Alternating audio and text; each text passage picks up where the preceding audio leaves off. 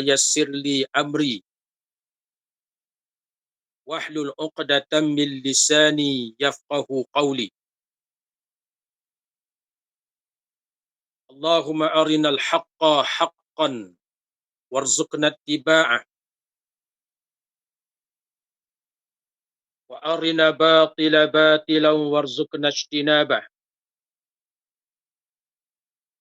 Rabbana iftah bainana wa baina qaumina bil haqq wa anta khairul fatihin. Yang dihormati saudara moderator, pengacara majlis kita pada malam ini, yang dihormati SOF Kepimpinan PAS Kawasan,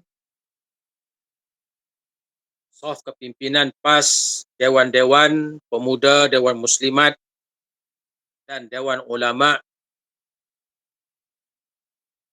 Muslimin Muslimat yang dihormati dan dikasihi sekalian. Allah Subhanahu wa taala telah berfirman di dalam Al-Quranul Karim, antaranya dalam surah As-Saff, A'udzu billahi minasyaitonir rajim. Wallazi arsala rasulahu bil huda wa dinil haqq liyuzhirahu 'alad dini kullihi walau karihal musyrikun.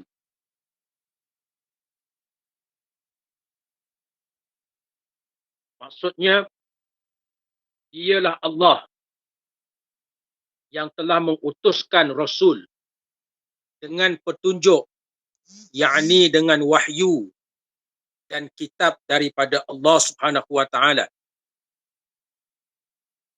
dan juga agama yang benar, iaitulah Islam, membawa cara hidup yang diradai oleh Allah Subhanahu wa taala, iaitulah Islam, supaya agama yang benar itu didaulatkan, iaitu mengalahkan, mengatasi agama-agama dan anutan-anutan yang lain, walaupun dibenci oleh golongan musyrik. Ayat ini menggambarkan kepada kita bahawa tanggungjawab yang telah diamanahkan kepada Rasulullah sallallahu alaihi wasallam dan kepada nabi-nabi terdahulu daripada Rasulullah sallallahu alaihi wasallam alaihi wassalatu wassalam, selain daripada menjelaskan tentang wahyu yang dibawa oleh Allah daripada Allah Subhanahu wa taala dan menerangkan tentang Islam, tanggungjawab yang dilakukan dan diamanahkan kepada para rasul ialah mendaulatkan Islam, iaitu supaya Islam itu menguasai, memerintah dan mengalahkan agama dan cara hidup anutan manusia yang lain, dengan tujuan untuk menyelamatkan manusia di dunia, iaitulah kepada seluruh manusia, termasuklah mereka yang beriman dan mereka yang tidak beriman, dan menyelamatkan manusia di akhirat, khusus kepada mereka yang beriman, walaupun mendaulatkan agama Islam itu dibenci oleh golongan musyrik. Kemudian Rasulullah sallallahu alaihi wasallam telah menunjukkan kepada kita akan satu sunnah yang paling besar yang sepakat para ulama, termasuklah ulama hadis, iaitulah Rasulullah sallallahu alaihi wasallam berhijrah ke Al-Madinatil Munawwarah, dan kemudiannya baginda sallallahu alaihi wasallam mendirikan pemerintahan di mana Rasulullah sallallahu alaihi wasallam sendiri menjadi ketuanya, menjadi pemerintah. Perkara ini adalah merupakan sunnah, petunjuk daripada sirah Rasulullah sallallahu alaihi wasallam dan sunnah Rasulullah sallallahu alaihi wasallam yang besar,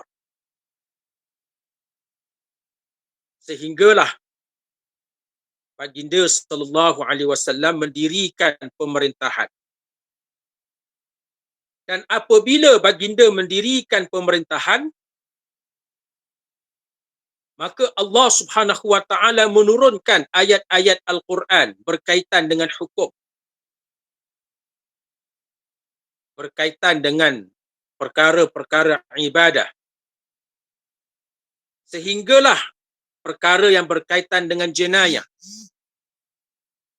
pengharaman perkara-perkara tertentu seperti judi dan arak, sebagaimana firman Allah Subhanahu wa taala, innamal khamru wal maisir wal ansab wal azlam rijsun min amali syaitan fajtanibuh. Sesungguhnya arak, judi, menyembah berhala dan bertenung nasib adalah merupakan perbuatan-perbuatan syaitan yang kotor. Maka jauhilah ia, diharamkan kepada kita. Ia diturunkan selepas baginda sallallahu alaihi wasallam mendirikan pemerintahan. Kemudian sunnah yang besar ini disepakati oleh para sahabat ridwanullahu taala alaihim ajma'in, di mana para sahabat selepas wafatnya baginda sallallahu alaihi wasallam telah bermusyawarah yang akhirnya berbai'ah kepada Sayyidina Abu Bakar As-Siddiq radhiyallahu anhu menjadi khalifah, yakni meneruskan pemerintahan yang telah diasaskan oleh Rasulullah sallallahu alaihi wasallam. Dan dengan pemerintahan itu,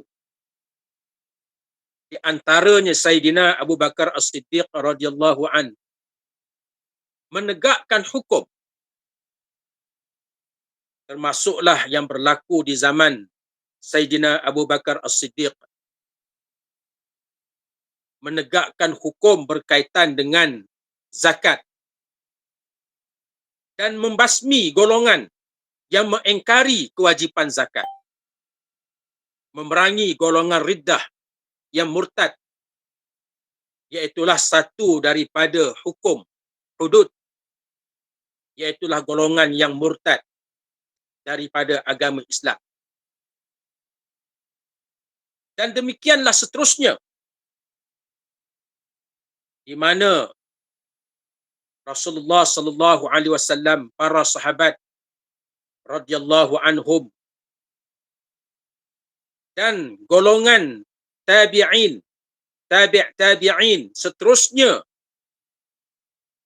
mereka meneruskan kewajipan yang besar, iaitulah meninggikan, mendaulatkan dan melaksanakan pemerintahan Islam sebagaimana yang disebut liyuzhirahu 'alad dini kullihi walau karihal musyrikun. Muslimin muslimat yang dirahmati Allah, oleh sebab itu harakah Islamiyah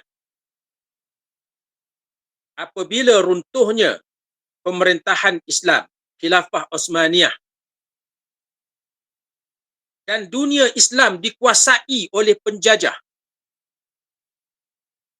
apabila Islam berada di bawah, tidak lagi Islam yang tinggi, umat Islam dikuasai oleh imperialisme dan penjajahan barat. Dunia Islam disekularkan. Maka para ulama Islam, termasuklah yang datang daripada tanah Melayu ini, di antaranya Syekh Wan Ahmad Al-Fatani rahimahullah, mengasaskan suatu gerakan politik untuk mengembalikan semula kedaulatan Islam, iaitu dengan kembali kedaulatan Islam ini, maka kita akan dapat melaksanakan hukum-hukum Allah, melaksanakan perintah yang telah diamanahkan oleh Allah. Di antaranya yang disebut oleh Allah Subhanahu wa taala berkaitan dengan al-amru bil ma'ruf, menyuruh kepada ma'ruf dan mencegah mungkar. Sebagaimana Allah berfirman, allazina immakkannahum fil ardi aqamus salah wa atawuz zakah wa amaru bil ma'ruf wa nahau 'anil munkar walillahi 'aqibatul umur. Dan mereka yang diberikan kekuasaan memerintah di atas muka bumi ini, mereka mendirikan solat, mengeluarkan zakat, menyuruh kepada ma'ruf dan mencegah mungkar, dan segala urusan dikembalikan kepada Allah Subhanahu wa taala. PAS adalah merupakan parti yang ditegakkan di atas matlamat untuk mengembalikan kedaulatan Islam. Bukan hanya di Malaysia, tetapi kita yakin bahawa Islam ini akan kembali berdaulat, menguasai dunia, sebagaimana janji Rasulullah sallallahu alaihi wasallam di akhir zaman, takunu khilafah ala manhajin nubuwah, akan kembali semula pemerintahan Islam yang bermanhajkan, bersumberkan daripada sistem nubuwah ataupun manhaj kenabian Rasulullah sallallahu alaihi wasallam. Maka perjuangan PAS ini perjuangan yang jauh, yang apabila kita mempunyai kuasa, kita harus berhati-hati untuk memastikan bahawa PAS akan terus memerintah demi untuk mendaulatkan Islam, demi untuk meninggikan kalimah Allah Subhanahu wa taala. Ketika mana gerakan-gerakan Islam yang lain, termasuklah di negara-negara Timur Tengah, apabila mereka memerintah, dalam tempoh yang singkat pemerintahan mereka ditumbangkan melalui pelbagai cara, melalui rampasan kuasa, melalui peperangan dan seumpamanya. Inilah yang berlaku antaranya berlaku di Turki apabila Perdana Menteri pada waktu itu almarhum Najmuddin Erbakan telah ditumbangkan oleh rampasan kuasa tentera pada tahun 1996. Berlaku di Algeria apabila pergerakan pembebasan Islam, Front of Islamic Salvation, FIS, yang telah mempunyai kemenangan majoriti yang besar dalam pilihan raya tempatan dan juga pilihan raya Algeria, ditumbangkan melalui rampasan kuasa tentera. Demikianlah yang berlaku di Mesir. Presiden Morsi yang ditumbangkan melalui rampasan kuasa tentera. Dan yang terbaru yang berlaku di Tunisia. Walaupun Parti Nahdah telah banyak berubah, Parti Nahdah cuba untuk menyerap tekanan daripada kuasa-kuasa besar, sehingga mereka menyatakan bahawa mereka adalah golongan Muslim Demokrat, iaitulah suatu golongan yang disenangi oleh Amerika. Muslim Demokrat ini dianggap Muslim golongan yang tidak seperti mana gerakan Islam. Nahdah cuba untuk mengabui mata kuasa-kuasa barat, mendakwa mereka adalah Muslim Demokrat. Tetapi baru-baru ini ditumbangkan melalui dikri ataupun perisytiharan yang dibuat oleh Presiden Tunisia yang di belakangnya adalah kuasa-kuasa barat. Pas, alhamdulillah, kita memerintah negeri Kelantan sejak tahun 1990, sudah 31 tahun, lebih daripada suku abad kita memerintah negeri Kelantan. Dan ia merupakan suatu rekod kepada gerakan Islam, kepada parti politik Islam. Walaupun kita mengambil pengajaran daripada negeri Terengganu apabila kita gagal mempertahankan kuasa pada Pilihan Raya Umum 2004, dan juga negeri Kedah apabila kita gagal mempertahankan kuasa pada Pilihan Raya Umum 2013. Tetapi di negeri Kelantan kita berjaya mempertahankan pemerintahan sehinggalah hari ini. Dan kita telah berjaya untuk melaksanakan sekadar yang kita mampu dalam bidang kuasa kerajaan negeri. Termasuklah perkara-perkara yang berkaitan dengan arak dan judi. Dan alhamdulillah, kita telah berada dalam kerajaan persekutuan, berkongsi kuasa dalam kerajaan campuran, termasuklah kerajaan yang dibentuk di peringkat negeri-negeri bersama-sama dengan UMNO dan Barisan Nasional, dan bersama-sama dengan parti-parti komponen Perikatan Nasional. Di mana kedudukan PAS dalam kerajaan persekutuan dan kerajaan-kerajaan negeri yang lain ini perlulah dipertahankan supaya kita boleh melaksanakan sebagaimana yang telah kita lakukan di negeri Kelantan.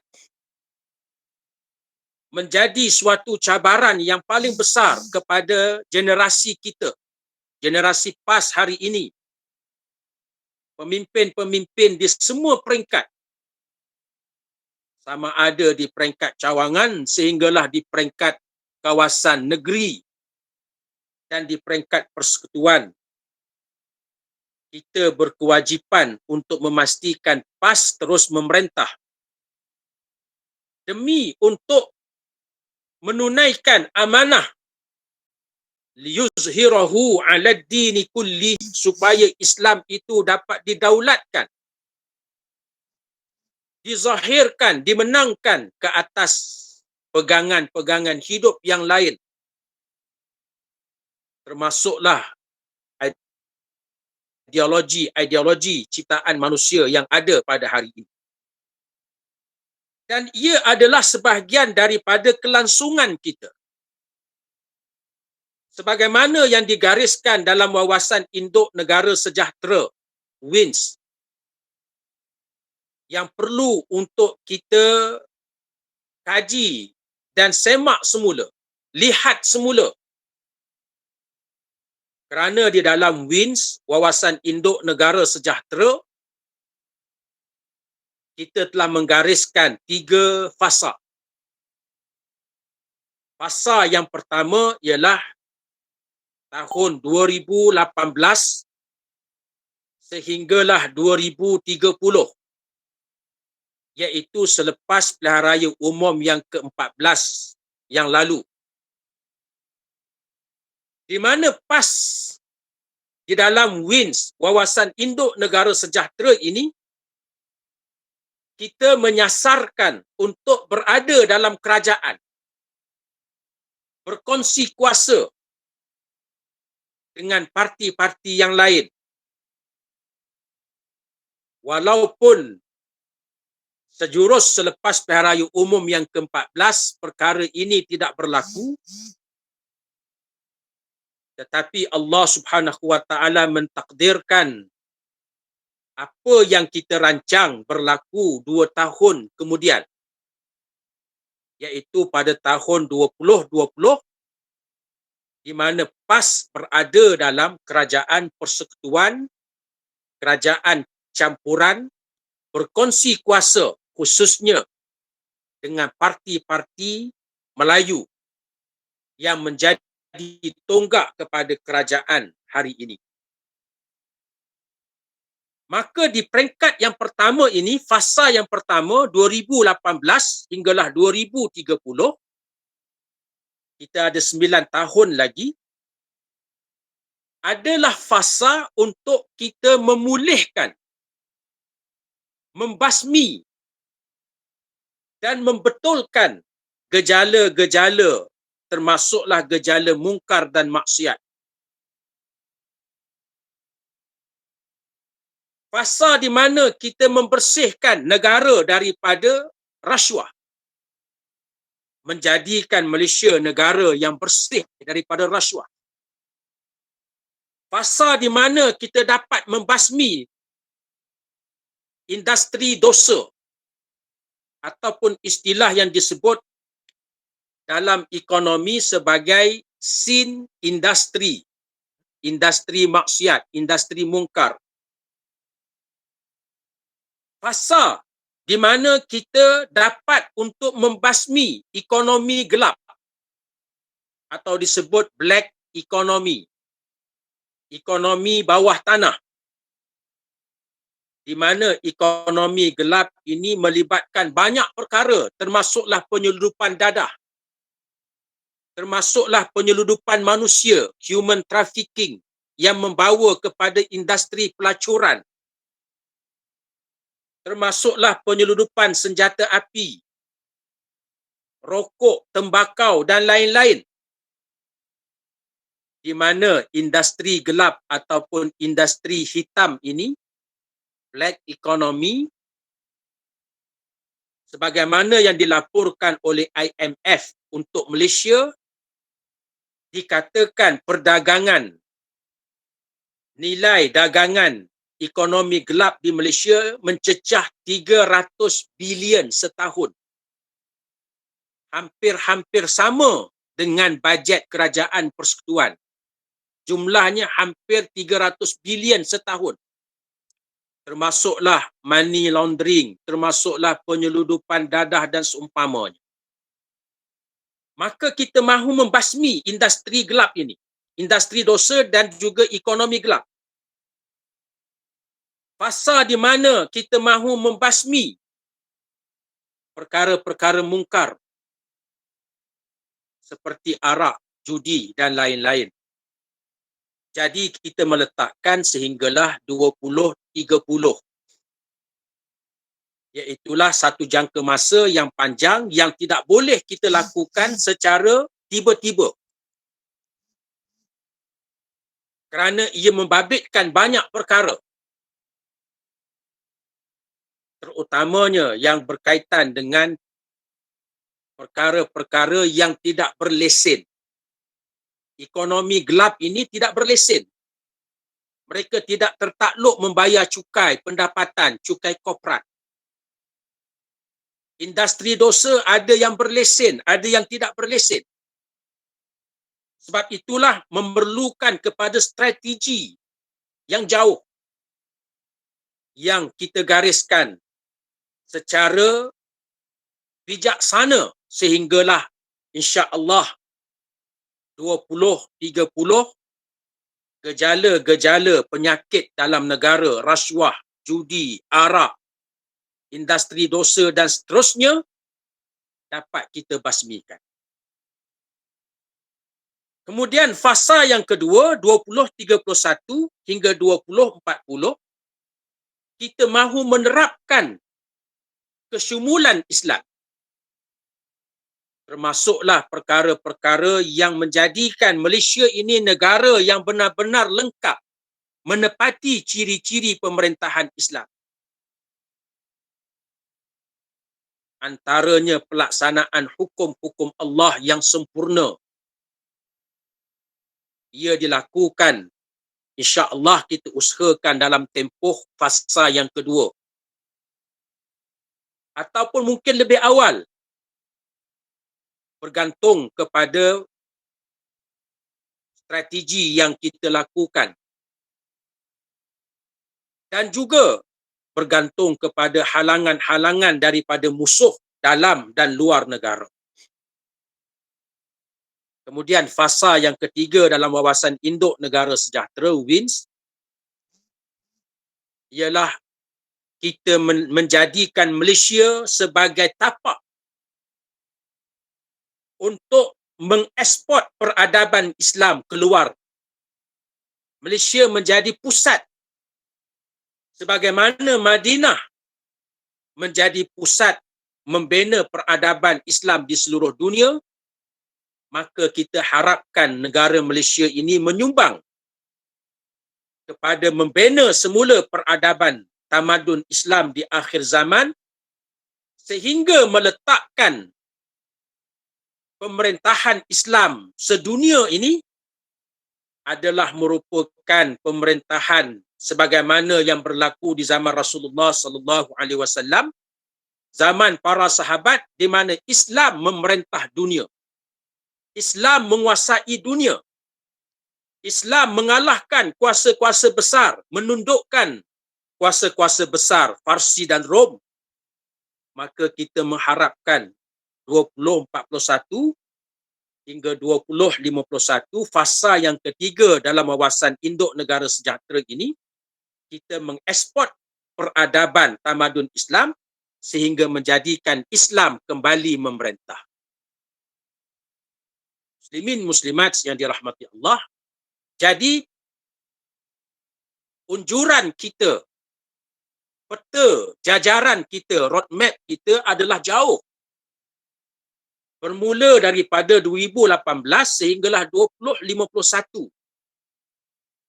Di mana kita mengharapkan kita dapat menyempurnakan liyuzhirahu 'alad dini kullihi, supaya Islam itu dimenangkan ke atas anutan, pegangan, ideologi manusia yang lain sebagaimana yang pernah dilakukan oleh generasi salafus saleh yang terdahulu. Ini cabaran yang ada kepada kita. Maka untuk kita sampai kepada 2051 sasaran fasa yang pertama, fasa yang kedua dan fasa yang ketiga ini mestilah tidak boleh disingkirkan lagi daripada kerajaan. Kita mesti berada dalam kerajaan. Walaupun dengan bermula hanya 3 kementerian.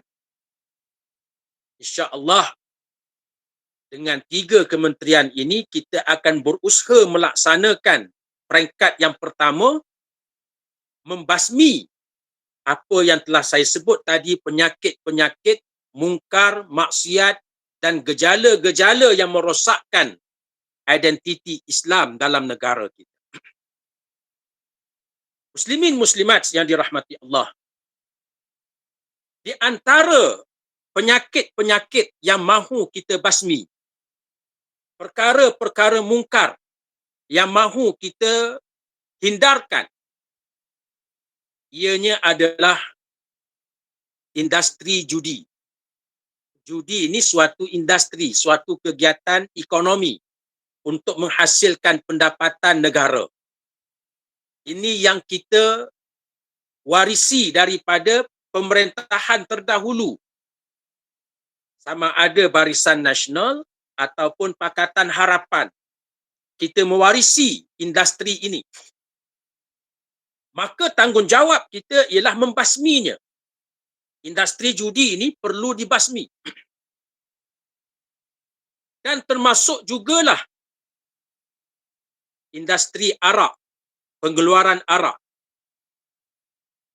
di mana kedua-dua industri judi dan industri arak ini ianya termasuk dalam industri dosa ataupun industri mungkar. Ini adalah ideologi liberalism yang memerintah dunia, khususnya dunia barat, di mana ideologi liberalism ini ia memanipulasikan semua perkara, memanipulasikan barangan komoditi sehingga menghasilkan industri pengeluaran barang secara besar-besaran, memanipulasikan keperluan manusia sehingga menghasilkan industri perkhidmatan. Walaupun industri perkhidmatan ini, contohnya industri yang berkaitan dengan telekomunikasi, telefon bimbit, ia bukan industri yang dianggap penting ataupun daruriyat dalam Islam, ataupun industri keperluan asas. Tetapi dengan manipulasi sistem kapitalisme, sistem kapitalis, industri telekomunikasi ini menjadi industri yang dianggap perkara penting, perkara asas, walaupun tidak sampai ke peringkat daruriyat, perkara yang paling asas dalam Islam. Kalau tak ada perkara itu, boleh menyebabkan kematian, boleh menyebabkan kemudaratan. Tetapi industri telekomunikasi ini telah diangkat menjadi sangat penting. Bukan lagi tahsiniat, bukan lagi perkara-perkara yang bersifat aksesori, tetapi ia boleh dikategorikan sebagai hajiat, perkara-perkara yang sangat perlu dihajatkan oleh manusia. Ini adalah manipulasi sistem kapitalis. Demikian juga dengan hiburan. Hiburan adalah suatu keperluan semula jadi manusia, tetapi kemudiannya dimanipulasikan menjadi industri hiburan. Sehinggalah kita lihat bagaimana industri hiburan ini tumbuh. Termasuklah membawa perkara-perkara mungkar, mengenepikan perkara-perkara yang halal. Kita boleh lihat bagaimana tumbuh pusat-pusat industri hiburan yang bersifat global, seperti Hollywood, Bollywood, K-pop dan seumpamanya. Begitu jugalah kita lihat bukan setakat perkhidmatan, bukan setakat hiburan, bukan setakat komoditi, keperluan-keperluan hidup manusia dijadikan industri, tetapi dalam masyarakat kapitalis pada hari ini, dosa pun dimanipulasikan untuk kepentingan ekonomi, sehingga disebut sebagai industri dosa.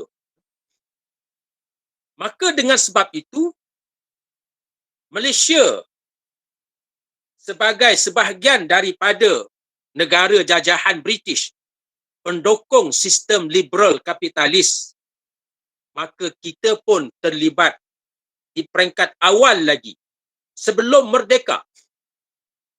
Di antara sebab PAS ditubuhkan sebahagian daripada yang menubuhkan PAS itu adalah para ulama daripada Biro Agama UMNO yang sebelumnya mereka adalah pelopor kepada Hizbul Muslimin. Bagaimana yang kita lihat dalam sejarah, apabila Hizbul Muslimin diharapkan, ada pemimpin Hizbul Muslimin disumbat dalam penjara. Seperti Syekh Abu Bakar Al-Bakir, Dr. Burhanuddin Al-Hilmi. Ada pemimpin Hizbul Muslimin yang menyertai satu-satunya wadah politik pada waktu itu UMNO.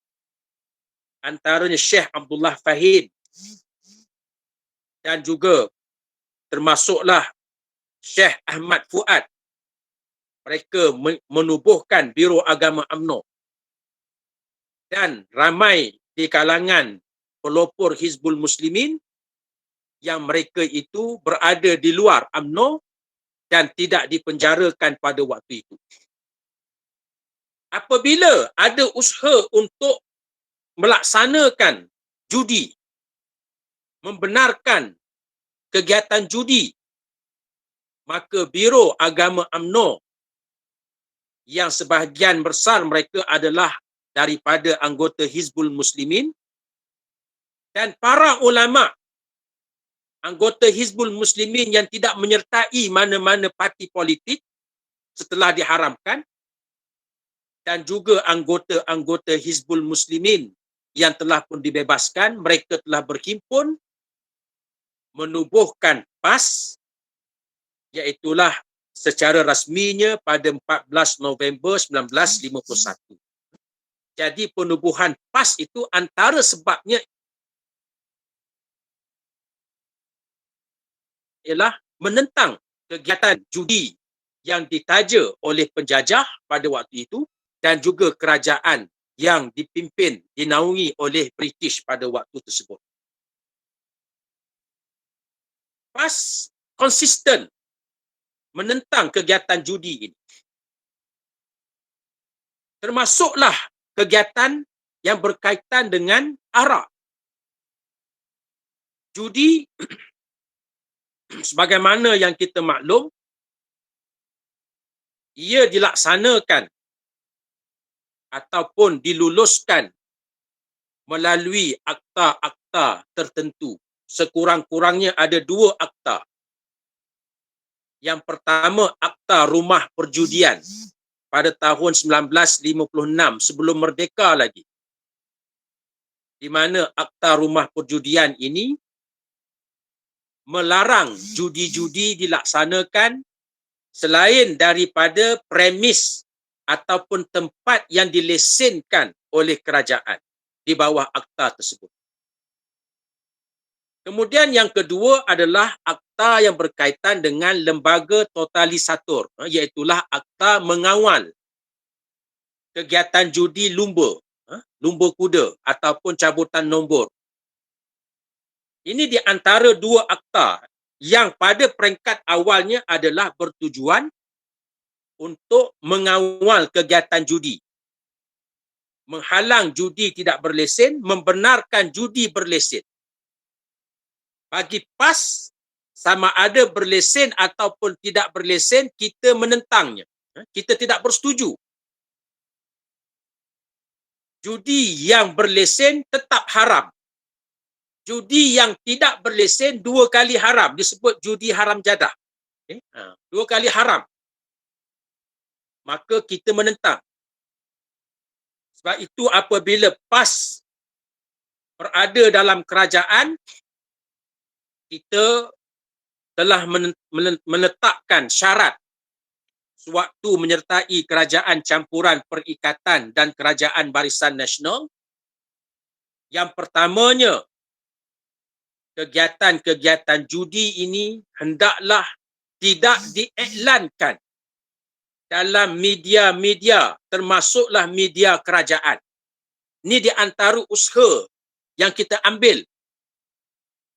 Kegiatan judi sebelum ini, kalau kita masih ingat, tahun 70-an, antaranya cabutan sport toto dibuat secara live dalam televisyen.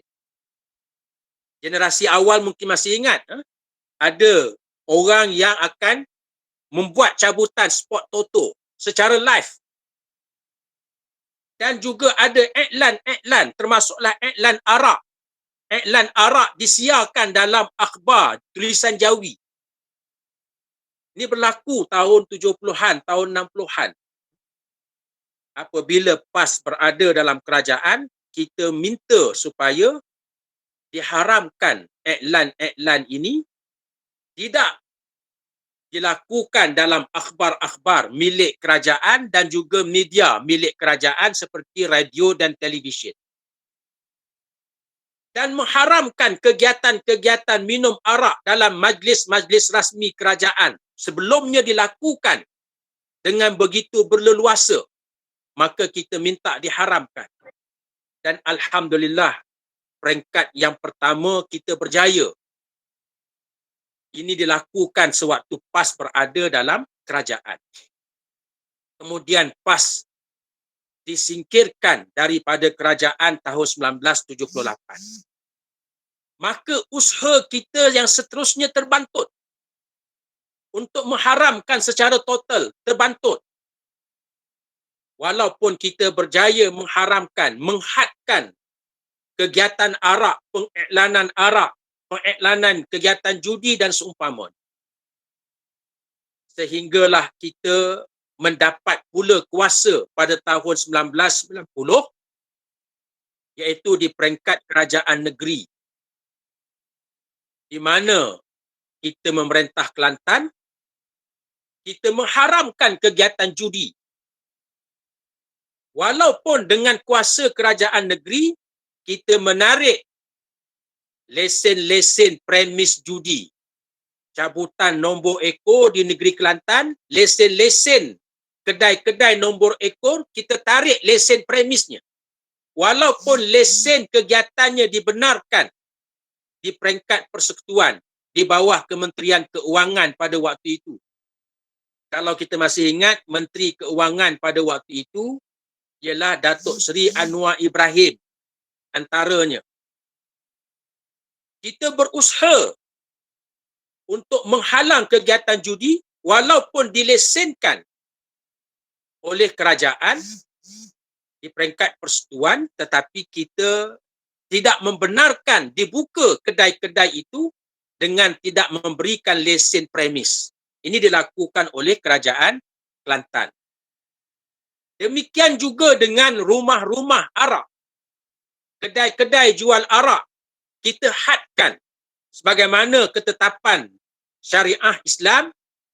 Kita tidak menutup sama sekali kerana itu hak bukan Islam, tetapi kita hadkan. Mengawal dengan begitu rapi sehinggalah premis-premis tertentu sahaja yang dibenarkan untuk menjual arak. Ini kejayaan kita yang kedua.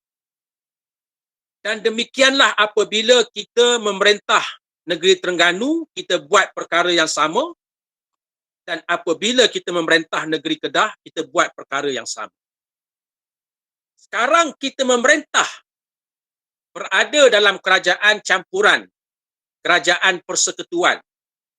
Maka kita akan meneruskan usaha untuk membasmi sebagaimana yang kita sasarkan 2030, tidak ada kegiatan ini. Dibasmi kegiatan ini.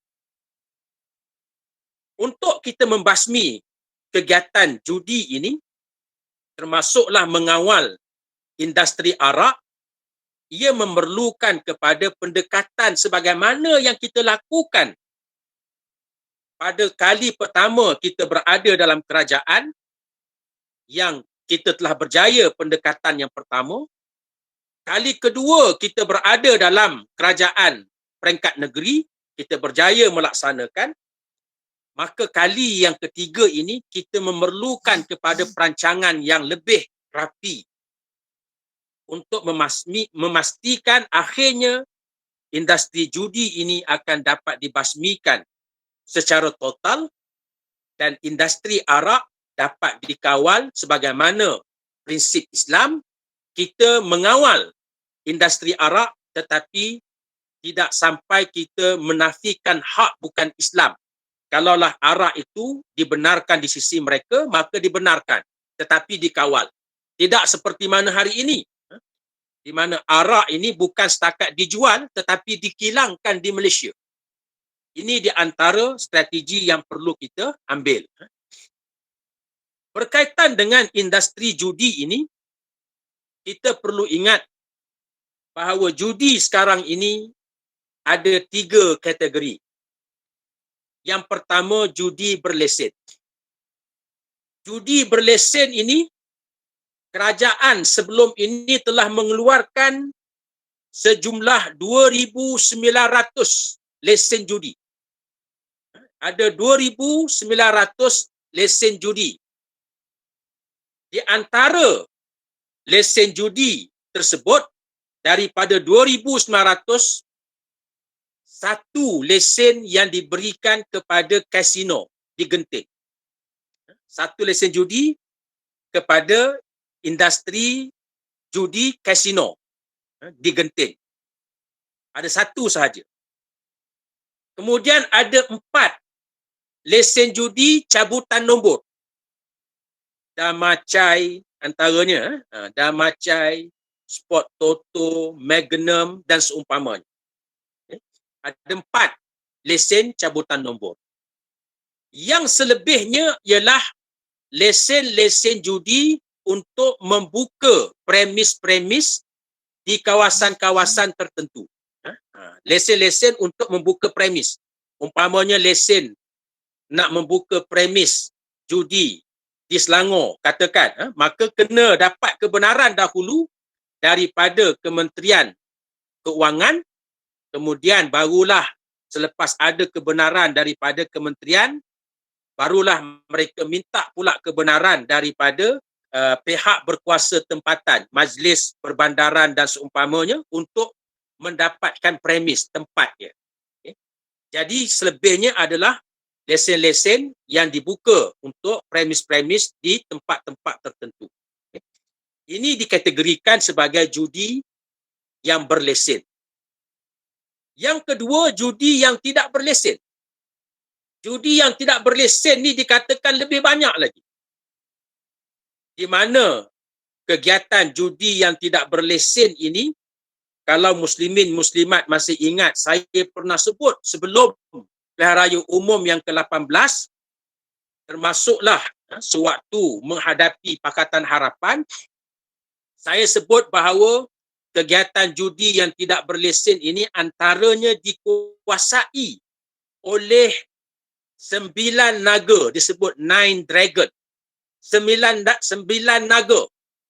Yang mereka ini ada gelaran-gelaran dia. Ada yang Datuk, ada yang Tan Sri. Sebagaimana yang pernah didedahkan oleh bekas Ketua Polis Negara, Tan Sri Musa Hassan.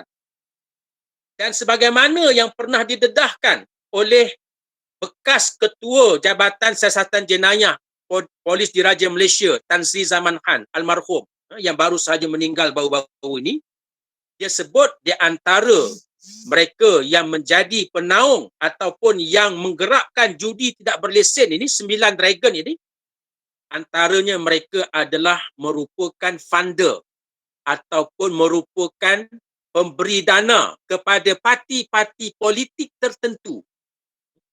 Di mana Tan Sri Zaman Khan pernah sebut, dia kata ada seorang dragon, naga yang telah pun dilepaskan daripada tahanan keselamatan, kemudian balik ke Pulau Pinang, menjadi ketua cawangan parti politik di Pulau Pinang.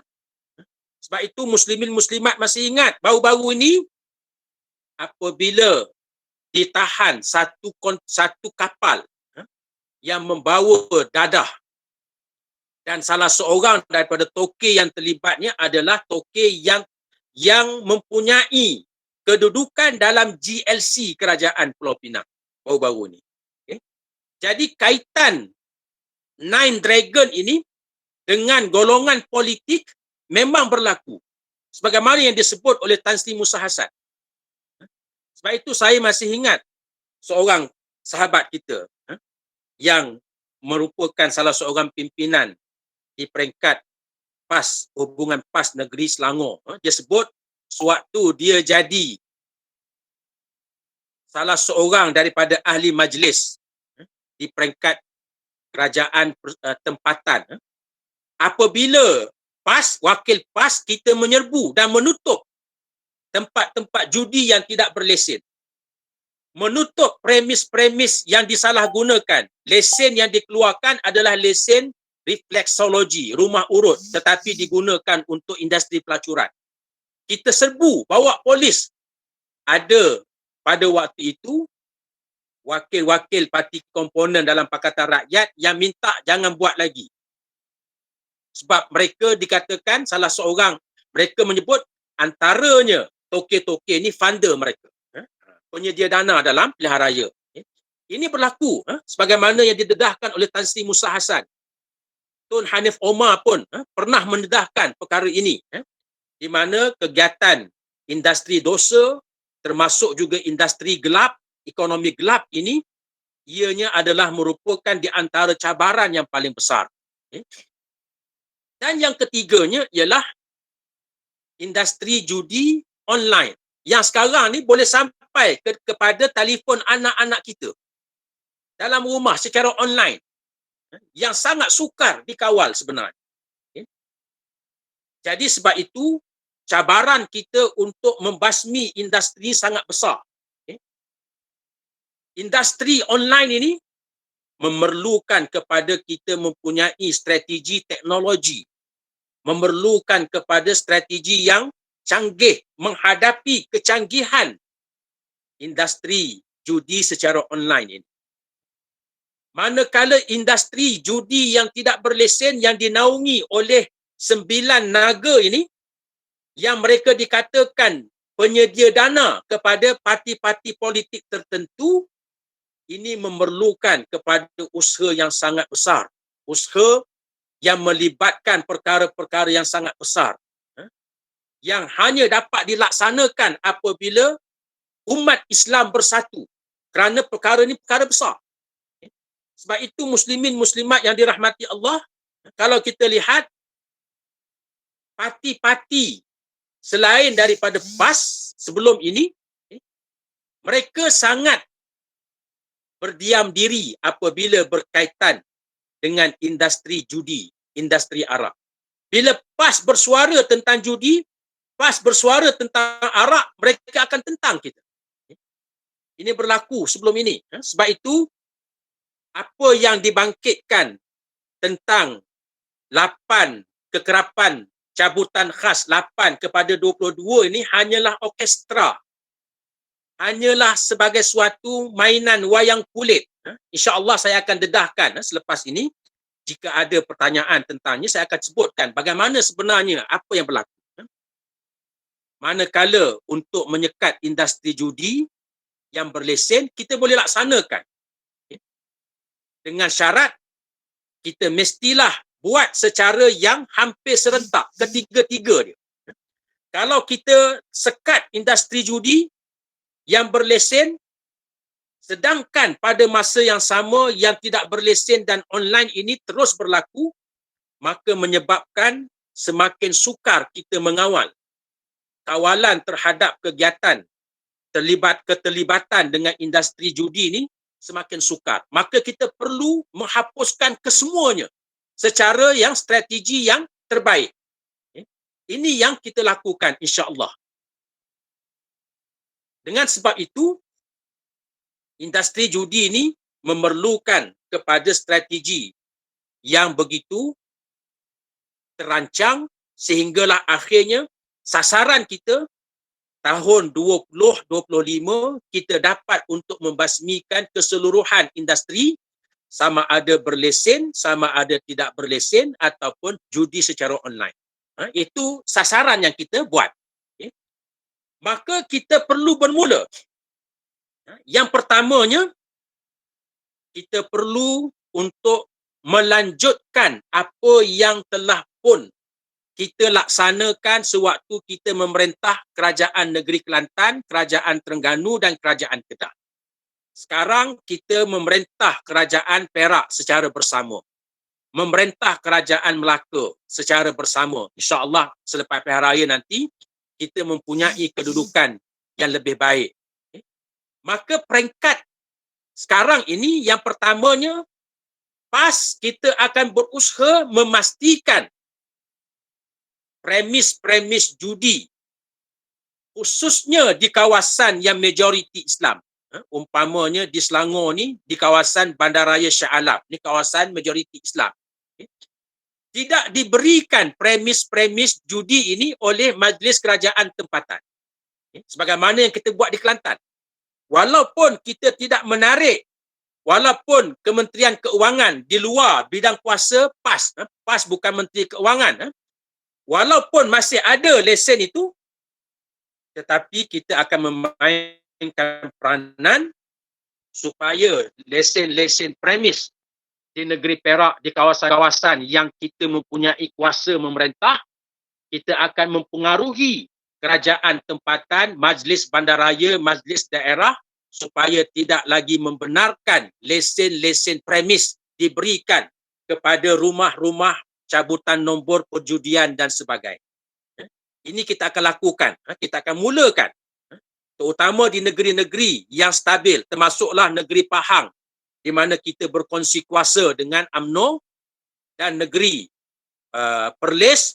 Kita harap negeri-negeri ini akan memulakan dengan tidak lagi membenarkan premis-premis menjual nombor ekor, premis-premis judi, sebagaimana yang pernah kita buat di Kelantan, di Terengganu dan Kedah, yang akhirnya tidak ada premis judi di negeri Kelantan, Terengganu dan Kedah.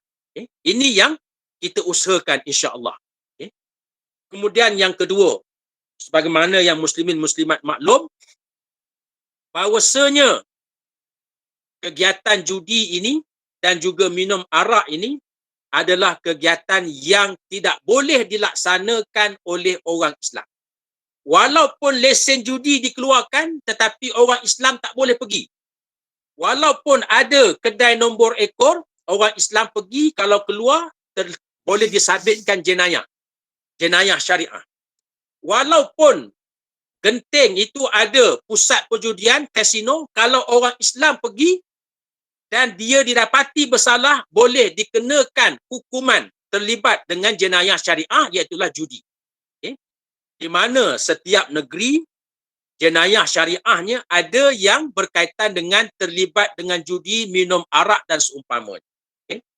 Ini perkara yang sudah ada. Orang Islam tak boleh. Walaupun ada kasino yang dilesenkan, walaupun ada kedai judi yang dilesenkan, walaupun ada arak, kedai arak yang dibenarkan jual arak, umpamanya, kalau orang Islam beli, maka mereka akan boleh disabitkan dengan jenayah syariah. Persoalannya, jenayah syariah yang ada sekarang ini sangat ringan. Hukumannya sangat ringan. Iaitulah 356. Sangat ringan. 6 kali sebatan, 3 tahun penjara, RM5,000, jika saya tak silap. Dia punya kadar dia sangat ringan. Sedangkan mereka yang terlibat dalam meminum arak mengikut kaedah Islam, hendaklah disebat sama ada 40 kali sehinggalah 80 kali sebatan. Dalam undang-undang jenayah syariah sekarang, tak boleh. Hanya 6 kali. Itu pun sebatan konvensional. Jadi, dalam kaedah Islam, sebatan syar'i mestilah disebat di tengah khalayak ramai. Kalau orang yang minum arak, disebat di tengah khalayak ramai. Sebatan syar'i 40 kali hingga 80 kali. Di mana sebatan syar'i ini tidaklah sampai mendera, tetapi mengajar dan menginsafkan supaya orang Islam tidak terlibat dengan kegiatan jenayah syariah. Sekarang ni tak boleh. Di Malaysia tak boleh. Manakala kalaulah orang Islam terlibat dengan judi di Malaysia ni, kalau mengikut hukum Islam, judi ni termasuk dalam hukum ta'zir. Boleh jadi sampai ke peringkat 40 kali sebatan. di depan khalayak ramai sebatan syar'i. Sebagaimana arak. Kerana judi ini disamakan dengan arak dari segi pengharamannya sebagaimana ayat yang saya bacakan tadi. Walaupun hukuman ta'zir, kita boleh menyebatnya sampai 40 kali ataupun lebih. Ini berdasarkan kepada hukum ta'zir. Tetapi mereka yang terlibat dengan judi tak boleh buat. Kita tak boleh buat. Mereka yang terlibat dengan nombor ekor, tikam nombor ekor, pergi kasino, kita tak boleh laksanakan sampai ke peringkat itu kerana hukuman jenayah syariah yang rendah. Sebab itu, pas usaha kita, selepas kita berusaha menutup premis-premis, kita sekarang ini berusaha untuk meningkatkan hukuman yang boleh dikenakan ke atas pesalah-pesalah jenayah syariah, termasuklah mereka yang melakukan judi, kegiatan judi dan minum arak. Kita nak tingkatkan sebagaimana yang ditentukan oleh Islam. Hukum sebat syar'i, termasuklah hukum ta'zir bagi mereka yang terlibat dengan judi. Untuk meningkatkan hukuman ini, kita memerlukan kepada pindaan rang undang-undang 355. Sebagaimana yang kita usahakan sejak tahun 2017 lagi kita usahakan, tetapi ada sahaja halangan-halangan, termasuklah halangan dari kalangan ahli-ahli parlimen Islam sendiri. Mereka tidak mahu supaya rang undang-undang 355 ini akhirnya akan memberi kuasa yang lebih besar kepada kerajaan negeri sehinggalah boleh dikenakan hukuman yang lebih berat kepada pesalah-pesalah judi dan pesalah-pesalah meminum arak.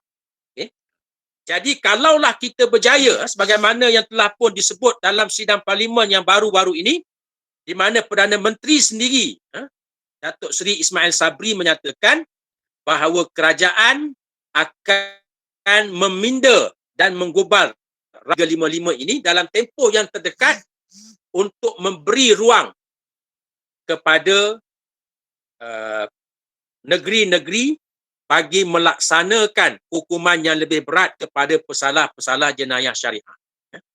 Muslimin muslimat boleh bayangkan, kita boleh lihat, katakan selepas kita berjaya meminda rang undang-undang 355 ini dan negeri masing-masing menaikkan hukuman. Orang yang minum arak boleh disebat 40 kali sebatan di depan khalayak ramai. Lepas solat Jumaat diumumkan hari ini kita ada pesalah minum arak.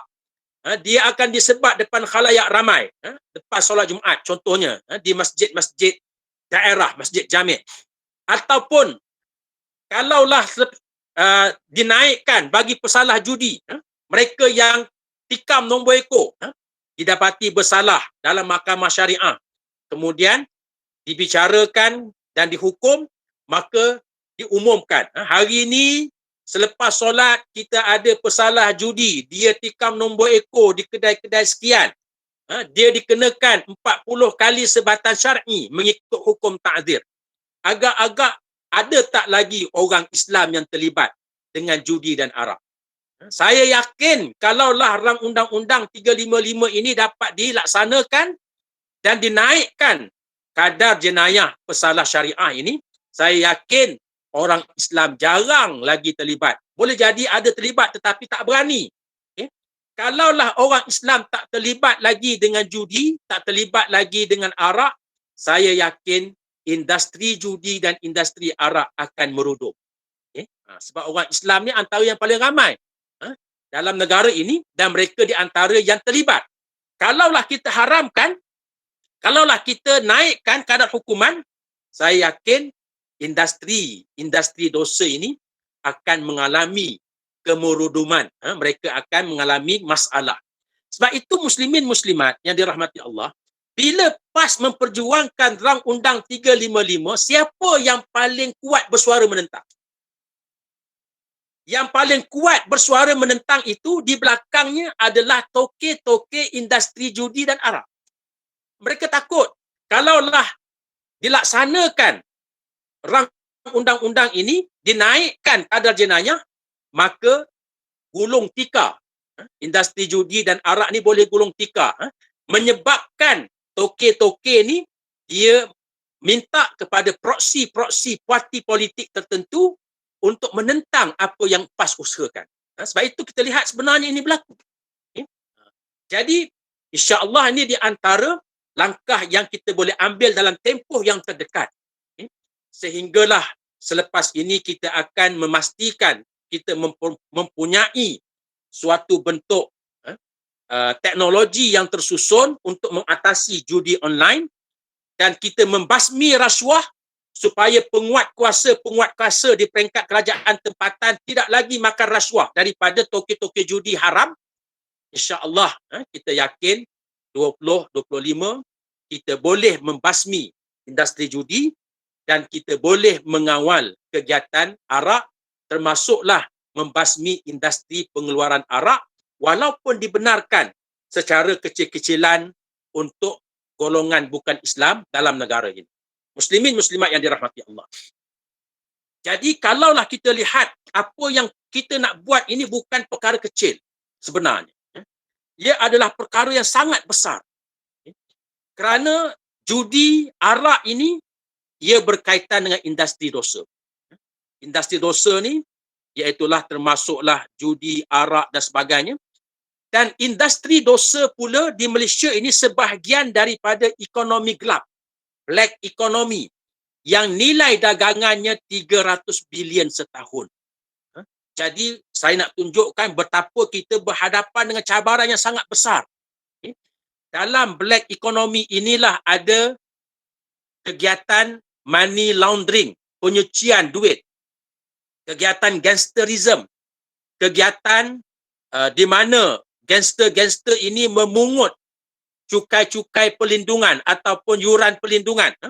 Ada tempat-tempat tertentu, sebagai contoh, kalaulah kontraktor menjalankan, dia dapat kontrak, dia nak buat satu kontrak, suatu pembinaan, contohnya nak bina jalan raya, akan ada gangster yang minta wang perlindungan. Ini berlaku di Malaysia, di mana kewujudan golongan gangster ini, mereka dapat duit, kadang-kadang wang perlindungan yang mereka peroleh ini 1 juta setahun bagi satu kumpulan di tempat tertentu. Di mana mereka nak simpan duit mereka? Mereka tak ada perniagaan, mereka tidak berdaftar. Jadi mereka simpan duit mereka ni melalui penyucian. Kadang-kadang, sebagai contoh, ada kedai-kedai mamak. Pemiliknya bukan mamak. Pemiliknya kaum Cina. Tetapi tujuan dia buka kedai mamak ni bukan nak berniaga roti canai sebenarnya. Tujuan dia buka kedai mamak ini adalah untuk menyuci duit. Duit daripada kumpulan gangster dimasukkan dalam bank melalui perniagaan ini. Melalui akaun perniagaan ini. Sebab itu kita lihat ada kedai-kedai mamak tertentu, saya tak sebut semua, ini kedai mamak yang dimiliki dengan tujuan money laundering. Ada kedai-kedai mamak tertentu ini yang sebenarnya tak maju pun, orang tak pergi pun, tapi dia masih boleh bertahan. Antaranya ada yang terlibat dengan kegiatan seumpama ini. Ini disebut ekonomi gelap. Jadi kita nak berhadapan dengan perkara ini begitu besar. Sebab itu apabila kita nak berhadapan dengan perkara ini, kita memerlukan kepada kekuatan ummah. Kalau PAS sahaja, saya yakin setakat ini kita tak mampu. Kita memerlukan kepada kekuatan ummah. Sebab itu, bila ada parti-parti tertentu, parti amanah umpamanya, dia kata PAS tak mampu buat. Memang kita akui kita tak mampu buat masa ini. Dia kata PAS tidak mempunyai kekuatan. Betul, kita mengakui. Tetapi dengan adanya usaha ke arah penyatuan ummah ini, kita yakin perkara-perkara yang besar, termasuklah berhadapan dengan industri judi, industri dosa, dan kegiatan ekonomi gelap, black economy ini dapat kita atasi. Sebab itu, tanggungjawab kita perlu mempertahankan penyatuan ummah yang ditegakkan di atas asas menyuruh kepada ma'ruf dan mencegah mungkar, dan dengan usaha yang kita lakukan, insya-Allah, kalaulah kita terus berada dalam kerajaan selepas PRU yang ke-15, kita akan lebih melaksanakan apa yang kita akan usahakan sebagaimana unjuran kita dalam wawasan induk negara sejahtera, dan secara khusus berkaitan dengan industri judi dan arak ini, kita menyasarkan 2025 kita dapat untuk membasminya sebagaimana yang kita cita-citakan. Saya rasa itulah sedikit pusingan yang pertama. Wallahu a'lam. Aqulu qawli hadza wa astaghfirullahal azim li wa lakum wa lisairil muslimin wal muslimat innahu wal ghafurur rahim.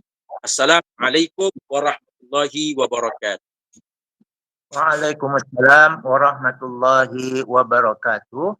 Terima kasih kepada Dr. Zudi di atas pembentangan berkenaan dengan realiti arak dan judi di Malaysia serta perancangan yang dibuat oleh Parti Islam Malaysia PAS ya, untuk kita memastikan dua industri ini, arak dan judi ini, akan dapat ditangani dengan baik.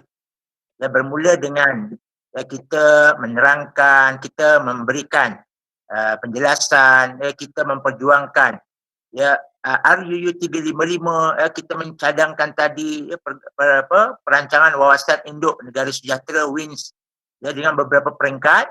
Jadi kita dapati itulah yang cuba dilaksanakan oleh Parti Islam Malaysia PAS.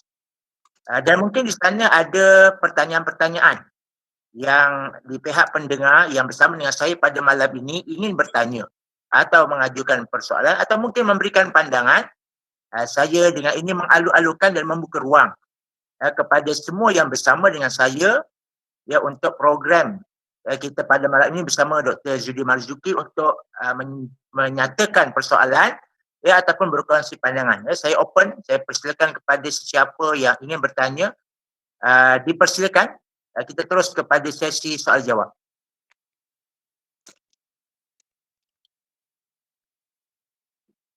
Silakan tuan-tuan, puan-puan.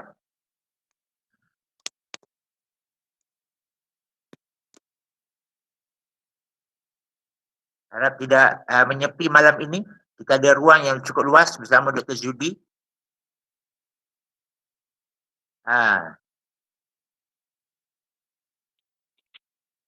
Ada lagi ataupun saya mulakan dulu, Doktor. Saya mulakan dengan saya lah. Mungkin yang lain masih belum panas ataupun nanti siapa yang akan memulakan. Doktor, saya nak minta pandangan Doktor lah. Kita sekarang ni masalahnya adalah masalah keyakinan orang Islam sendiri terhadap apa yang diperjuangkan oleh PAS. Kerana menganggap bahawa PAS ini sama je macam parti lain. Maknanya PAS ini adalah parti politik.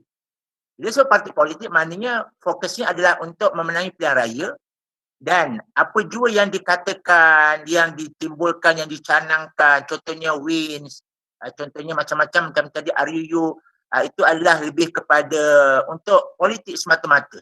Jadi macam mana, adakah tanggapan saya ini benar, ataupun mungkin Doktor ada pandangan yang lebih baik dari sudut kita nak bagaimana nak memberikan kefahaman kepada rakyat. Sebab ada yang kata nak laksanakan RUU ke, nak buat pengharaman arak, judi dan sebagainya tu, nak bagi rakyat faham dulu.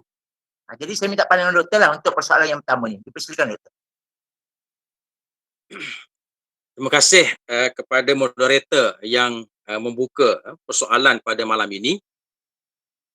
Kalau kita lihat apa yang telah dilakukan oleh PAS yang terbukti dalam sejarah, sebagaimana yang kita lakukan sewaktu kita berada dalam kerajaan campuran, iaitulah dalam kerajaan Barisan Nasional, sebelumnya kerajaan campuran perikatan tahun 72, kemudian dalam kerajaan campuran Barisan Nasional tahun 74 hinggalah 78, sebenarnya kita telah dapat membawa banyak perkara-perkara yang sebagaimana yang diperintahkan oleh Allah, melakukan al-amru bil ma'ruf wan nahyu 'anil munkar. Di antara perkara yang berkaitan dengan kemungkaran yang telah saya sebut tadi ialah antaranya kita telah meminta kepada kerajaan, Perdana Menteri pada waktu itu Tun Abdul Razak, supaya melarang program-program antaranya yang melibatkan arak dalam kaki tangan kerajaan. Bahkan di parlimen sendiri pada waktu itu ada suatu ruang untuk ahli-ahli parlimen minum arak, untuk majlis tari menari. Ini adalah antara budaya yang diwarisi daripada penjajah sebelumnya. Tetapi alhamdulillah bila PAS berada dalam kerajaan, kita berjaya mengatasinya, kita berjaya membasminya, di mana kegiatan-kegiatan arak dan judi sehinggalah hari ini tidak ada lagi dalam majlis-majlis kerajaan. Okay. Demikian juga dengan apa yang saya sebut tadi, pengiklanan. Iklan yang berkaitan dengan judi, berkaitan dengan arak. Kalau muslimin muslimat masih ingat, mereka yang pernah hidup di zaman itu, dalam surat khabar tulisan Jawi pun ada. Dalam majalah-majalah tulisan Jawi pun ada tentang iklan arak. Judi dibuat secara terbuka, pengiklanan dia dibuat secara terbuka dalam akhbar-akhbar dan juga dalam apa yang dalam TV, televisyen dan seumpamanya. Tetapi dalam tempoh 4 tahun kita berada dalam kerajaan Barisan Nasional, kita berjaya untuk mengatasinya. Ini suatu bukti yang menunjukkan bahawa PAS kita bercakap apa yang kita akan lakukan. Kita lakukan apa yang kita perkatakan. Okay? Walk the talk. Kita buat apa yang kita ada. Dan demikian juga sewaktu kita mempunyai kuasa sedikit, iaitulah dalam kerajaan negeri. Dan juga kita ada kuasa sedikit, sahabat-sahabat kita sewaktu dalam Pakatan Rakyat tahun 2008 hinggalah 2018, sewaktu kita berada dalam kerajaan negeri Selangor, ramai sahabat-sahabat kita yang buat sebenarnya dalam majlis kerajaan tempatan, mereka yang menjadi ahli majlis perbandaran dan seumpamanya, kita buat perkara ni. Kita basmi premis-premis, termasuklah kegiatan-kegiatan perjudian yang tidak berlesen dan seumpamanya, kita lakukan. Ini kepentingan mengapa PAS perlu mempunyai suatu kedudukan dan kuasa. Dan kita yakin bila kita mempunyai kedudukan dalam kerajaan persekutuan, insya-Allah kita mempunyai kuasa yang lebih besar. Cuma dalam keadaan sekarang ini, sebagaimana yang telah saya sebut, kita ada pendekatan kita. Pendekatan di peringkat meneruskan apa yang pernah dibuat oleh Kelantan dan Terengganu, iaitulah mengharamkan judi secara mengharamkan premis-premis. Ia dilakukan melalui kerajaan tempatan, dan yang keduanya ialah meningkatkan hukuman pesalah jenayah syariah kedua, pesalah jenayah syariah yang mana ia melibatkan kedua-dua judi dan arak ini, dan kita yakin kalau berjaya ditingkatkan, kegiatan judi akan secara beransur-ansur semakin hilang. Dan demikian juga kegiatan arak ni akan menjadi lebih terkawal, tidak sebagaimana yang ada pada hari ini. Dan insya-Allah kita yakin perkara ini ia boleh dilakukan apabila politik semakin stabil. Kestabilan politik ini memerlukan kepada PAS mempunyai kuasa bersama-sama dengan penyatuan ummah. Penyatuan ummah ini kita yakin bagaimana yang berlaku pada tahun 1972 bila PAS menyertai kerajaan campuran. Sebagaimana yang berlaku tahun 1974 bila PAS bersama-sama menang pilihan raya melalui Barisan Nasional. Antara perkara yang kita boleh laksanakan ialah DEB, Dasar Ekonomi Baru. Dasar Ekonomi Baru ni, kalaulah kesatuan umat Melayu Islam di Malaysia tidak ada pada waktu itu, saya yakin Dasar Ekonomi Baru tak boleh dilaksanakan, tak boleh diluluskan. Kita berjaya melaksanakan apabila ada penyatuan ummah. Demikianlah perkara-perkara yang besar, cabaran-cabaran besar yang kita hadapi. Antaranya yang saya sebut tadi, ekonomi gelap. Ekonomi gelap ni satu gergasi yang sangat besar dalam negara kita. Nilai dagangannya 300 bilion, bukan kecil. Jadi kita nak hadapi perkara ini, kita memerlukan kepada suatu penyatuan. Apabila umat Islam, mereka berada di atas wahdatul Islamiyah, kesatuan umat Islam, menyuruh kepada ma'ruf, mencegah kemungkaran, saya yakin perkara ini akan dapat dilaksanakan dan diatasi dalam tempoh sebagaimana yang kita sasarkan. Wallahu a'lam. Okay, baik, terima kasih doktor di atas maklum balas berkenaan dengan pertanyaan yang saya utarakan. Baik, saya buka lagi tuan-tuan, puan-puan yang bersama, kita boleh berdiskusi pada malam ini untuk mencari solusi ya, cari solusi dan tindakan bersama. Lagi-lagi kita bersama dengan PAS khususnya, kerana saya percaya yang berada dalam program ini insya-Allah dan sebagainya ya bersama dengan PAS ataupun faham tentang apa yang diperjuangkan oleh PAS. Jadi saya buka persoalan. Mungkin ada yang nak bertanya, silakan. Sekarang baru pukul 10.30. Kepada puan apa tadi yang bertanya berkenaan dengan macam mana nak dapatkan input-input daripada doktor, puan boleh cari. Kita juga sebenarnya ada buat rakaman di Facebook Live PAS Kawasan Sungai Besar. Cari di Facebook PAS Kawasan Sungai Besar, insyaAllah rakaman program kita pada malam ini ada. Jadi bolehlah untuk kita ulang semula, dapatkan fakta-fakta yang dikongsikan tadi. Okey, persoalan berikutnya daripada tuan-tuan, puan-puan.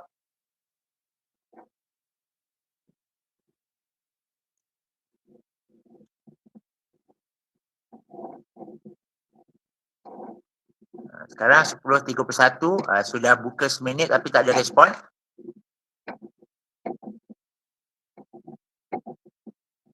Nampaknya doktor masing-masing mungkin berpuas hati dengan perkongsian doktor pada malam ini. Tak ada yang tanya. Soalan mesej tadi ada dekat? Soalan mesej ada tadi sekejap, ada tak? Doktor, komen di mesej tak ada. Cuma tadi nak ada yang... Assalamualaikum. Sila kalau ada. Assalamualaikum doktor. Saya Hafiz dari Ampang. Saya nak bertanya, industri dosa ni saya bukanlah baru dengar, maksudnya nampak baru tercetus baru-baru ni lah, disentuh baru-baru ni sebab isu arak semua. Dan adakah isu ni baru diketahui tentang industri dosa ni, ekonomi gelap ni oleh pimpinan kita setelah menyertai kerajaan, ataupun sebenarnya dah lama tahu tetapi tak sentuh sebab dinaungi oleh gangster-gangster. Jadi nak tahu juga sebenarnya baru tahu ke ataupun dah lama tahu tapi tak boleh nak sentuh. Ataupun yang kedua sejauh mana tahap bahayanya bila kita sentuh isu ni. Kan sebab dia dikuasai oleh gangster-gangster tadilah. Kan contoh kalau PAS sentuh isu ni, kita blast secara meluas terhadap masyarakat, adakah pimpinan-pimpinan PAS akan disentuh oleh gangster-gangster ke macam mana? Okay, itu saja kot. Terima kasih. Isu yang baik. Soalan yang diberikan. Sebenarnya perkara yang berkaitan dengan industri dosa dan juga black economy ataupun ekonomi gelap ini sebenarnya kita sudah tahu lebih awal. Dan di antara pendekatan seorang sahabat kita, pensyarah daripada UPM, Profesor Dr. Azhar Karim, dia dah meninggal dunia, almarhum. Dia pernah menyebut kepada kita, dia kata sebenarnya antara cara nak mengawal dan mengenal pasti industri dosa khususnya ataupun ekonomi gelap, ialah antaranya dengan mengenakan GST, dia kata, sebab dia dia antara perunding supaya GST ni dilaksanakan, dan apabila dilaksanakan kita dapat mengenal pasti kegiatan-kegiatan money laundering, kegiatan-kegiatan industri yang tidak berdaftar. Cuma kita persoalkan kepada dia, kita kata kalaulah dikenakan GST, maka akan dikenakan cukai terhadap seluruh mereka yang tak terlibat, termasuk yang tak terlibat dengan industri dosa, termasuk orang miskin. Itu di antara persoalan kita kepada dia lah. Tetapi dia sebut itu antara cara dia. Dia sebut melalui GST yang dia cadangkan sebelum ini, dia kata kita boleh mengenal pasti sehingga 40 bilion kegiatan ekonomi gelap. Kita boleh kawal dan kenal pasti. Dan selebihnya dia kata dia ada kaedah. Dia boleh kemukakan cadangan bagaimana nak mengatasi kegiatan ekonomi gelap ini. Jadi kegiatan ini sebenarnya sangat besar. Muslimin muslimat, Sebagaimana yang kita maklum, black economy ini bukan hanya berlaku dalam konteks negara kita. Ia berlaku di seluruh dunia. Okay? Termasuklah di Amerika. Sebab itu di Amerika ni, bahkan di negara-negara barat, kegiatan ekonomi gelap ini sampai ke peringkat mereka boleh melobi ahli-ahli parlimen bagi membenarkan kegiatan mereka diluluskan ataupun dilegalkan. Negara-negara seperti Amerika ni dia ada sistem lobby. Lobby ni sebenarnya macam rasuah juga sebenarnya, tetapi dibenarkan di Amerika. Iaitulah mereka memberi upah kepada ahli-ahli senat, kongres dan sebagainya untuk mereka bawa kepentingan golongan tertentu. Okay? Ini berlaku dalam sesetengah sistem negara, termasuk di negara barat dan termasuk di negara demokrasi seperti Amerika. Jadi kalau kita lihat kegiatan golongan mafia, kegiatan golongan gangster dan sebagainya, ia sebenarnya adalah kegiatan yang berlaku di seluruh negara. Cuma kita kena pastikan bagaimana sebuah pemerintahan Islam kita dapat untuk mengatasi dia. Kita dapat untuk mengalahkan. Sebab itu saya sebut tadi liyuzhirahu 'ala dini kullihi. Islam ini mesti mengalahkan perkara-perkara ini. Untuk kita mengalahkan kegiatan ekonomi gelap ini, industri dosa ni, ia memerlukan kepada kekuatan ummah. Okay? Ini yang perlu kita lakukan sekarang. Dan kita yakin, kalau kita mempunyai strategi yang betul, kita boleh mengatasi dia. Jadi, saya boleh sebut bahawa kita dah tahu perkara ini. Sebab itu, kita bawa rang undang-undang 355 ni dulu. Dalam keadaan rang undang-undang 355 ni pada waktu itu sangat tidak popular dan boleh menyebabkan perpecahan pakatan rakyat pada waktu itu. Tetapi kita bawa sebab ini di antara perkara yang kita sangat menyedari dia. Dan kita bersama-sama dengan parti-parti komponen dalam Pakatan Rakyat. Sebagaimana yang berlaku di Selangor, kalau kita masih ingat, apabila Dr. Hassan Ali yang merupakan pada waktu itu Esko Agama, bagaimana dia buat serbuan, kemudiannya DAP telah menyerang Dr. Hassan Ali. Malangnya pada waktu itu ada pula pimpinan PAS yang dah keluar lah. Sekarang dah keluar PAS, sokong dengan serangan DAP itu. Ini di antaranya berkaitan dengan usaha kita untuk menghapuskan industri dosa ataupun mengekang industri dosa. Jadi cabaran sangat kuat sebenarnya dan kita sangat sedar perkara itu. Cuma ia memerlukan kepada suatu kekuatan bersama. Adakah soalan diberikan tadi, adakah kita akan menghadapi ancaman? Ya, kita akan hadapi ancaman. Kalau dilaksanakan secara sendirian, sebagaimana yang dibuat oleh sebahagian sahabat-sahabat kita, umpamanya kalau kita lihat apa yang dilakukan oleh sahabat-sahabat kita NGO, Perkit umpamanya, Perkit ini sahabat kita juga daripada Sungai Besar asal dia, cuma dia dah dulu terlibat dengan PAS di peringkat pemuda PAS Selangor. Sekarang dia terlibat dengan Perkit. Dan boleh tanya kepada dia macam mana pengalaman dia menyerbu pusat-pusat maksiat, tempat-tempat kelab malam dan sebagainya yang terpaksa menghadapi golongan gangster. Jadi memang ancaman tu ada, tetapi kita yakin sebagaimana muslimin muslimat lihatlah tentang Along, industri membuat pinjaman riba yang melampau-lampau, memberikan pinjaman secara riba, bukan hanya menyalahi Islam dari segi hukum ribanya, tetapi menyalahi menyalahi undang-undang negara, mengambil interest riba lebih daripada 18%. Ini menyalahi undang-undang negara. Tetapi berlaku dalam konteks negara kita. Golongan Along ni dia mempunyai kaitan dengan gangsterism. Bila gangsterism ada kaitan dengan senjata api. Macam mana mereka boleh dapat senjata api? Melalui penyeludupan. Bagaimana boleh berlaku penyeludupan ini? Melalui kegiatan-kegiatan industri black economy, termasuklah penyeludupan dadah dan sebagainya. Jadi perkara ni sebenarnya sangat besar. Kita lihat ada anak-anak orang Islam, anak-anak Felda yang terlibat dengan penyalahgunaan dadah, masuk pusat serenti, keluar masuk, berlaku pengedaran dadah di kawasan-kawasan kampung tradisional. Begitu juga anak-anak orang Melayu, anak-anak orang Islam terlibat dengan perkara-perkara ini. Terlibat dengan semua perkara ni. Apakah ia merupakan suatu kebetulan? Tidak. Ia adalah suatu yang dirancang oleh mereka yang mahu melemahkan ummah ini, dan perkara ini sukar diatasi, sangat sukar diatasi. Sehingga kita ada ibu bapa yang pasrah. Anak dia terlibat dengan dadah, dia terpaksa pasrah. Bila keluar nanti terlibat balik. Sebab apa? Sebab industri dosa. Sebab black economy ni sangat besar. Sebab itu kalau kita nak hadapi perkara ni, ia memerlukan suatu kekuatan ummah.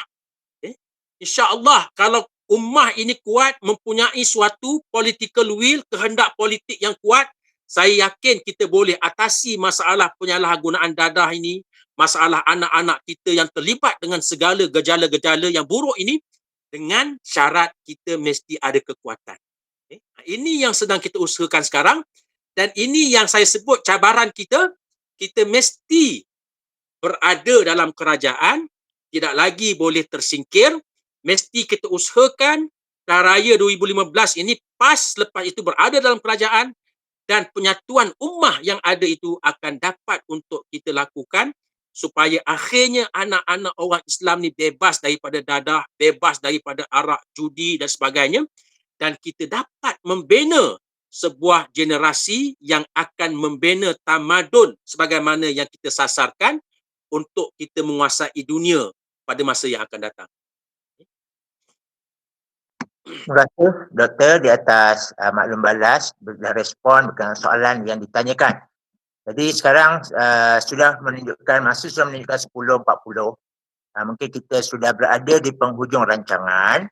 Jadi saya mewakili kepada penganjur program, terima kasih kepada Doktor di atas kesudian meluangkan masa bersama kami pada malam ini.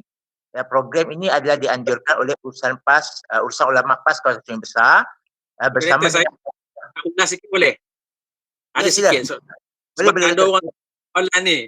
Soalan tentang cabutan khas dan cabutan umum ni. Saya nak jelas sikit. Dalam industri cabutan nombor ekor ni, ataupun yang berkaitan dengan lembaga totalisator. Lembaga totalisator ini adalah satu lembaga yang ditubuhkan di bawah Akta Totalisator di bawah Kementerian Keuangan. Di mana lembaga inilah yang membenarkan sama ada bertambah kekerapan judi ataupun berkurangan. Lembaga ni yang menentukan sebenarnya. Kalau kita lihat siapakah ahli-ahli lembaga totalisator ini, kita boleh lihatlah siapa ahli dia. Iaitulah dari kalangan golongan bukan Islam. Mereka lah yang mengawal kegiatan cabutan nombor ni, yang terletak di bawah Menteri Keuangan. Jadi saya nak sebut sebenarnya cabutan nombor ni dia ada dua jenis cabutan.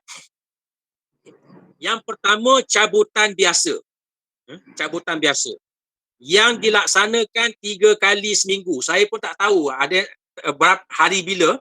Jika tak silap hari Isnin, Jumaat dan Sabtu, jika tak silap lah. Setiap minggu ada cabutan biasa. Orang yang pergi beli nombor ekor, dia beli cabutan tu ada 3 kali cabutan biasa setiap minggu. Bermaksud setiap tahun, setahun ada lebih kurang 160 kali cabutan. 3 kali seminggu, darablah dengan 54, ada lebih kurang 160 kali cabutan biasa di Malaysia. Magnum ada 160 kali cabutan, Sport Toto ada, Damacai ada dan sebagainya. Ada tak DAP, PH pernah sebut tentang cabutan biasa ni? Sedangkan cabutan biasa ni cabutan paling banyak, 162 kali. Dia tak pernah sebut. Adakah mereka pernah bantah? Yang bantah kita, PAS kita minta supaya bantah. Kita nak bantah cabutan biasa dan cabutan khas. Jadi, kenapa parti-parti yang mengatakan mereka ni anti judi termasuk PAN, mereka tak pernah bantah cabutan biasa. Sedangkan cabutan ni paling banyak, 162 kali. Yang kedua, ada cabutan khas. cabutan khas ini ianya dibuat pada hari Selasa. Hari Selasa. Bila mulanya kategori cabutan khas ni? Cabutan khas ni bermula pada zaman Dr. Mahathir. Waktu Dr. Mahathir jadi Perdana Menteri. Iaitulah pada tahun 1998. Okay. Pada waktu itu kita maklum negara menghadapi wabak JE ataupun wabak virus Nipah, di mana kerajaan telah mengambil suatu tindakan untuk membunuh babi-babi yang terlibat menyebarkan virus Nipah ni, virus JE. Okay. Jadi kerajaan telah bertindak membunuh babi ni, okay, tembak babi-babi ni, menyebabkan kerugian kepada penternak-penternak babi. Jadi penternak babi ini dia ada pengaruh juga kepada pengundi-pengundi Cina. Jadi menyebabkan kerajaan pada waktu itu Dr. Mahathir dia kata walaupun kita buat tindakan menembak babi-babi ini tetapi kita akan bayar pampasan. Kerajaan pada waktu itu akan bayar pampasan kepada penternak babi. Daripada mana duit pampasan ini diambil? Maka waktu tu Dr. Mahathir pun mencadangkan, kerajaan Dr. Mahathir lah mencadangkan, iaitulah dengan kita buat cabutan khas pada hari Selasa. Di mana cabutan khas ini hasil daripada cabutan khas yang dibuat oleh syarikat-syarikat nombor ekor ni, syarikat perjudian, hasilnya akan diberikan kepada kerajaan, maka kerajaan akan bayar kepada penternak-penternak babi sebagai pampasan. Itu asal usul cabutan khas. Disebabkan hasil cabutan khas ni berjaya, kerajaan dapat dana, Dr. Mahathir yang menjadi Perdana Menteri waktu itu dapat dana, maka cabutan khas ni pun diteruskan. Diteruskan pada zaman pemerintahan selepas dia. Okay? Jadi ada cabutan khas, ada cabutan biasa. Jadi cabutan khas ni diteruskan, pernah diturunkan 8 kali seminggu, 8 kali setahun. Okay? Kemudian dinaikkan 22 kali, ada dinaikkan 16 kali dan seumpamanya. Jadi cabutan khas ini secara ringkasnya ia tidak memberi keuntungan kepada syarikat judi sebab hasilnya diberikan kepada kerajaan untuk kerajaan salurkan kepada industri-industri seperti ternak babi sebelum ini. Okay? Iaitu disalurkan kepada bukan Islam. Okay? Bagi kita cabutan khas ke cabutan biasa ke, sama ada nak salurkan kepada industri seperti peternak babi ke, kita tak setuju, kita menentang. Kita menentang kesemuanya. Okay? Tidak boleh digunakan kaedah judi ini untuk memberi pampasan dan seumpamanya. Kita tak setuju. Tapi dilaksanakan oleh kerajaan-kerajaan sebelum ini. Persoalannya, mengapa DAP bantah? Okay? Mengapa DAP bantah? Bila dinaikkan sehinggalah 22 kali, kenapa dia bantah? Kita pun bantah. Sebab itu kita buat bantahan. Yang terbaru ni, senator kita buat bantahan, Ustaz Ahmad Yahya, senator daripada Kedah, kita buat bantahan, okay, supaya diharamkan ataupun ditutup cabutan khas ini. Kita buat bantahan kedua-duanya. Tetapi DAP yang kita lihat hanya bantah cabutan khas, tidak bantah cabutan umum. Sebab apa? Sebab saya yakin cabutan khas ini tidak menguntungkan tokey judi. Dia tak menguntungkan tokey judi berbanding dengan cabutan biasa. Sebab itu cabutan khas ni tokey judi pun tak berapa setuju sebenarnya. Jadi disuarakan melalui DAP. Bagi kita, dua-dua cabutan ni kena haramkan. InsyaAllah kita ada strategi yang saya sebut tadi, sampailah kepada peringkat kita unjurkan 2025, akhirnya industri judi ni dapat kita basmi sama sekali dan kita boleh mengawal industri arak insya-Allah dengan usaha bersama, dengan semangat kekuatan penyatuan ummah, kita akan dapat melaksanakan apa yang dituntut oleh Allah Subhanahu Wa Taala dan ditunjukkan oleh Rasulullah sallallahu alaihi wasallam. Wallahu a'lam. Bismillahirrahmanirrahim. Sila. Fauzan, boleh lagi? Satu je. Yang terakhir, silakan. Terima kasih Ustaz Fauzan, Dr. Zuhdi. Nak tanya berkait dengan campur tangan institusi raja untuk dari sudut dakwah ataupun campur tangan kuasa arahan daripada Sultan. Itu yang pertama. Yang kedua, itu jelas satu ya, wallahu alam. Okey, berkaitan dengan institusi raja. Sebagaimana yang kita maklum bahawa raja-raja kita ini, sultan-sultan di negeri-negeri ini adalah ketua agama. Dan kita yakin mereka mempunyai kesedaran. Baginda sultan ni ada kesedaran yang besar bahawa tanggungjawab mereka untuk menghalang umat Islam, untuk membasmi umat Islam daripada terlibat dengan industri seperti ini, dengan dadah, dengan arak, dengan judi, dengan pelacuran dan sebagainya. Saya yakin mereka ada kesedaran itu. Cuma ia memerlukan, sebagaimana yang saya sebut, memerlukan kepada kekuatan bersama. Kekuatan bersama ni melibatkan daripada pihak majlis raja-raja, yang melibatkan sultan-sultan, yang melibatkan kerabat-kerabat, sehinggalah kepada rakyat biasa. Umat Islam dalam perkara ini mesti ada suatu penyataan dan kesungguhan bersama. Mesti ada suatu penyataan bersama. Kita mahu memastikan bahawa generasi umat Islam tidak lagi terlibat dengan dadah, tidak terlibat menjadi tahi judi, menjadi kaki botol. Kita nak bina sebuah generasi muda yang hebat, seumpama Sultan Muhammad Al-Fatih menjadi seorang yang hebat, membina tamadun, maka ia memerlukan kepada semua pihak, terutamanya majlis raja-raja yang kita yakin mereka ada kesedaran, dan juga pemimpin-pemimpin politik, NGO, kaki tangan kerajaan, sehinggalah rakyat biasa. Kalau kita mempunyai kesatuan dalam perkara ini, saya yakin perkara-perkara yang besar sebagaimana DEB pernah kita laksanakan, sebagaimana kita berjaya membasmi program-program yang melibatkan maksiat dan mungkar dalam sektor kerajaan, insya-Allah dalam perkara ini kita yakin duli-duli baginda ni pun menunggu daripada rakyat. Rakyat bersuara, rakyat bersama mereka. Saya yakin mereka sebagai ketua agama, mereka, jika rakyat bersama-sama memberikan sokongan ke arah membasmi industri judi dan arak ini, saya yakin perkara ini akan dapat dilaksanakan, insya-Allah. Okey, soalan yang tadi adalah soalan terakhir ya, Doktor. Jadi alhamdulillah kita telah bersama-sama mendengar tadi penjelasan daripada Dr. Zudi berkenaan dengan dahsyatnya sebenarnya industri judi dan arak di Malaysia. Ya, dan tentulah yang mendapat tempiasnya ataupun kesannya adalah orang Islam. Sebab itu orang Islam di Malaysia sebenarnya terlibat dengan bilangan yang ramai. Dan perlulah ada kesedaran serta tindakan bersama, dan disebut Doktor tadi kesatuan ummah. Ya, perlu adanya kesedaran satu ummah.